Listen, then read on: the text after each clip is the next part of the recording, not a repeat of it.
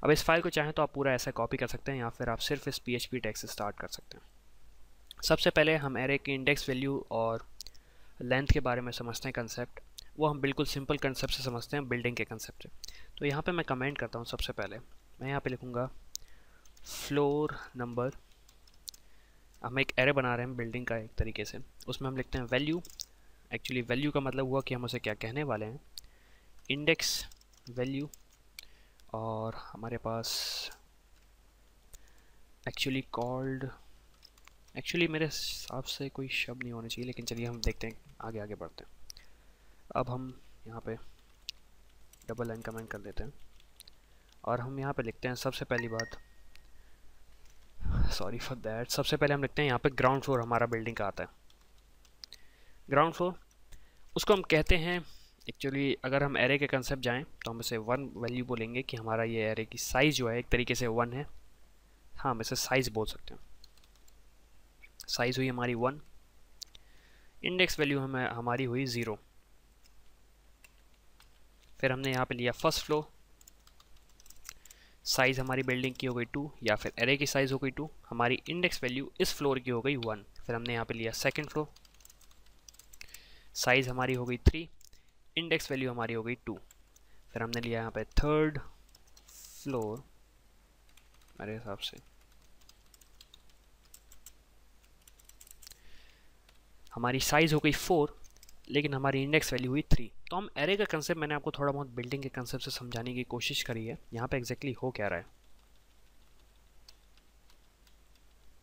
यहाँ पे हो ये रहा है कि हमारा जो फ्लोर नंबर है इसे आप छोड़ दीजिए, हम एक एरे मानते हैं बिल्डिंग का। तो हमने ग्राउंड फ्लोर की जो हमारी वैल्यू है, ग्राउंड फ्लोर हुआ तो हमारे एरे की साइज़ हो गई 1 और हमारी इंडेक्स वैल्यू जो ग्राउंड फ्लोर की है वो 0 है। फिर हमारा फर्स्ट फ्लोर हुआ तो हमारी बिल्डिंग की साइज़ हो गई 2, मतलब 2 फ्लोर है, और हमारे जो सबसे ऊपर वाले फ्लोर है उसकी इंडेक्स वैल्यू हो गई 1। फिर हमारा सेकंड फ्लोर हुआ, हमारी बिल्डिंग की साइज़ हो गई 3 फ्लोर हो गए हमारी बिल्डिंग में, और सबसे ऊपर वाले माले की एक तरीके से इंडेक्स वैल्यू हो गई 3। फिर थर्ड फ्लोर हुआ हमारा स्पेलिंग के साथ, हमारी साइज़ हो गई बिल्डिंग की 4, हमारे पास 4 फ्लोर्स हैं हमारी बिल्डिंग में, और चौथे जो हमारा फ्लोर है उसकी इंडेक्स वैल्यू हो गई 3। तो यही हमारा कंसेप्ट एरे के साथ चलता है। हम मान सकते हैं एरे की ये जो वैल्यू है, ground floor, first floor, second floor, हमारे एरे की साइज़ मान सकते हैं और ये हमारे एरे की इंडेक्स वैल्यू मान सकते हैं। तो ये जो सिंपल कंसेप्ट है ये एरे के साथ यूज़ होता है। अब हम सीखने वाले हैं एरेज को कैसे डिक्लेयर करते हैं और कैसे यूज़ करते हैं। तो एरे को हम 2 तरीके से डिक्लेयर करते हैं। सबसे पहला तरीका हमारा एक तरीका है, हमने यहाँ पे लिया स्टूडेंट्स नाम का एक एरे बनाया, हमने लिखा इक्वल्स टू एरे। अब हम इसके अंदर वैल्यू स्टोर करते हैं, तो मैं इसे यहाँ पे ऐसा कर देता हूँ।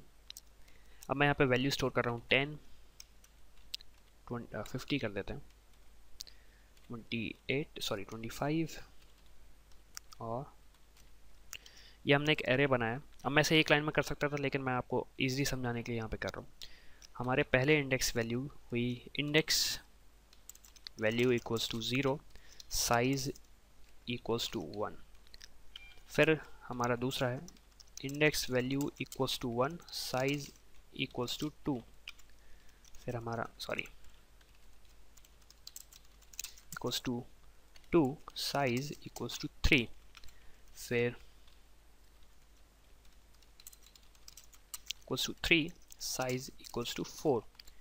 और फिर हमारा final index value equals to 4, size equals to 5। तो आप देख सकते हैं मैंने जो आपको फॉर्मूला बताया था, फॉर्मूला ये था, अगर हमारे एरे की साइज n है, array of size n, then last index value equals to n minus 1। तो यही फॉर्मूला हमारे यहाँ पे यूज़ हो रहा है। साइज हमारी 1 है, इसे हम n मान सकते हैं, तो हमारी इंडेक्स वैल्यू होगी 0, n माइनस 1। तो ये हमारा एक सिंपल कंसेप्ट हुआ जिसमें हम एरे की वैल्यू स्टोर कर रहे हैं। अब आपने देखा होगा हमें एरे की एक तरीके से वो देनी पड़ती है, इंडेक्स वैल्यू देनी पड़ती है, लेकिन PHP में हम नहीं दे तो ऐसे चलता है। जैसे कि आप देख सकते हैं मैंने यहाँ पे नहीं दी, हमें यहाँ पे एक्सप्लिसिटली नहीं बताना पड़ रहा कि एरे की साइज़ क्या है, सॉरी एरे की साइज़ नहीं, इंडेक्स वैल्यू क्या है। जैसे 10 जो हमारी वैल्यू है उसे स्टोर करना है इंडेक्स वैल्यू 0 में, लेकिन हमने ये नहीं बताई, अपने आप इसे पता कर लेगा। तो ये हुआ हमारा पहला कंसेप्ट एरे को स्टोर करने का।